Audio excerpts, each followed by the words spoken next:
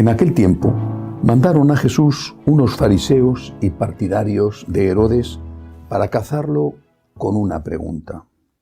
Se acercaron y le dijeron: «Maestro, sabemos que eres sincero y que no te importa de nadie, porque no te fijas en apariencias, sino que enseñas el camino de Dios sinceramente. ¿Es lícito pagar impuestos al César o no? ¿Pagamos o no pagamos?» Jesús, viendo su hipocresía, les replicó: «¿Por qué intentáis cogerme? Traedme un denario que lo vea». Se lo trajeron. Y él preguntó: «¿De quién es esta cara y esta inscripción?» Le contestaron: «Del César». Les replicó: «Lo que es del César, dádselo al César, y lo que es de Dios, a Dios». Se quedaron admirados. Palabra del Señor. Gloria a ti, Señor Jesús. No se puede entender este pasaje del Evangelio sin ponerlo en su contexto. Israel era una pequeñísima parte del Imperio Romano. Era una provincia del imperio.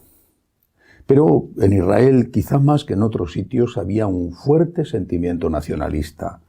De hecho, eso tiene lugar aproximadamente en el año 32, 31.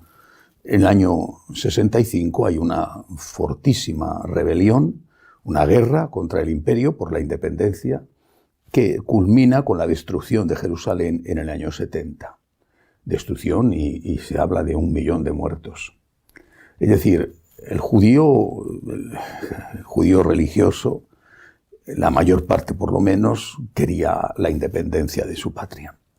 Pagar el impuesto, por lo tanto, no digo al opresor, pero sí al invasor, al ocupante, pagar el impuesto era algo que molestaba.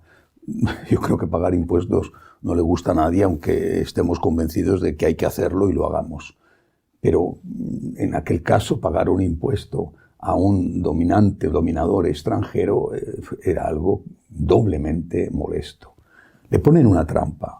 Si Jesús dice que no, le acusan de ir contra el emperador. Inmediatamente habría estado detrás de él la policía o el ejército, los militares romanos. Y si dice que sí, entonces se vuelve impopular ante el pueblo, porque nadie quería pagar impuestos y menos a los romanos. Jesús sale de la situación, de esta situación tan comprometida, con esta respuesta de quién es el denario. El denario era la moneda del impuesto. ¿De quién es el denario? Del César. Dale a César lo que es del César y a Dios lo que es de Dios. Es una frase además que se ha hecho popular, que muchos incluso aplican sin saber su origen. ¿Qué es lo que nos enseña Jesús?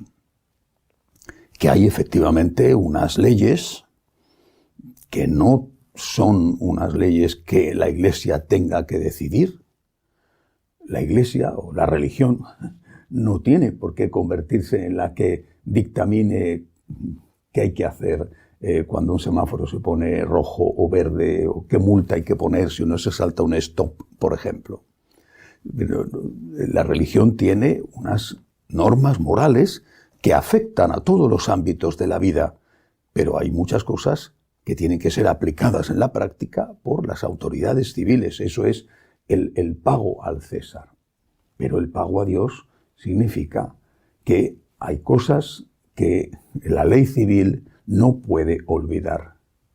No puede de ningún modo olvidarse de que sus leyes no pueden ir contra la naturaleza. Lo dijo San Juan Pablo II, que había padecido en carne propia las consecuencias del nazismo y del comunismo. Lo dijo el Papa Benedicto XVI en un famoso discurso en el Parlamento alemán en Berlín.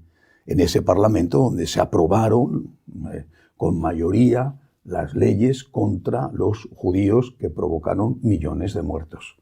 El hecho de que una ley sea aprobada por una mayoría no la hace buena. La mayoría puede estar equivocada y puede estar aprobando leyes que son inhumanas. Por eso la Iglesia siempre ha hablado de la ley natural. La ley natural sería aquella que Dios ha escrito en el corazón del hombre, de todo hombre, y que ningún gobierno, por legítima mayoría que tenga, puede violar, puede ir contra ella, puede legislar contra ella. Porque si lo hace, no es que esté yendo contra un sentimiento religioso concreto, sino que está yendo contra algo que está en la naturaleza humana.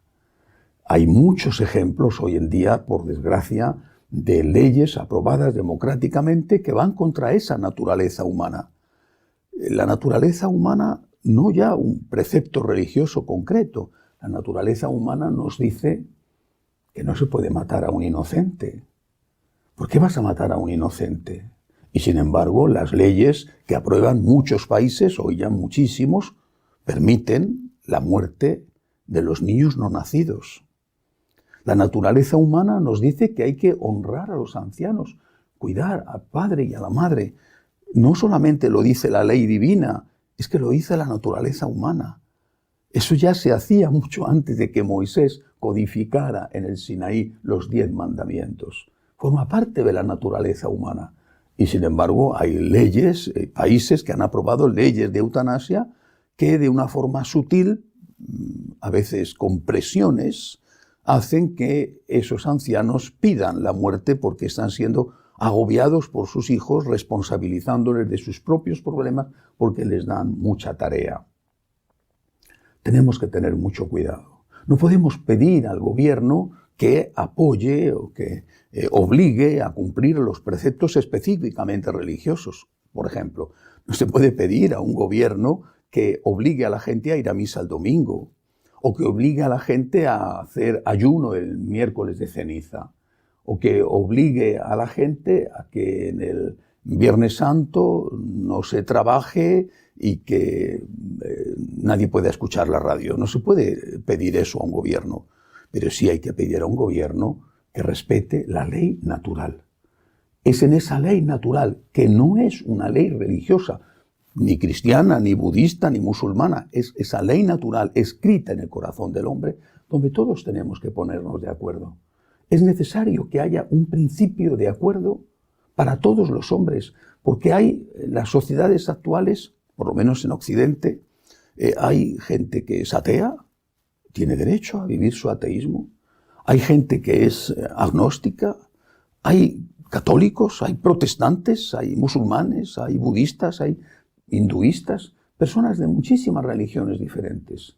Pero tendremos que tener un punto de acuerdo, tenemos que tener una base común para poder entendernos. Esa base común es la ley natural.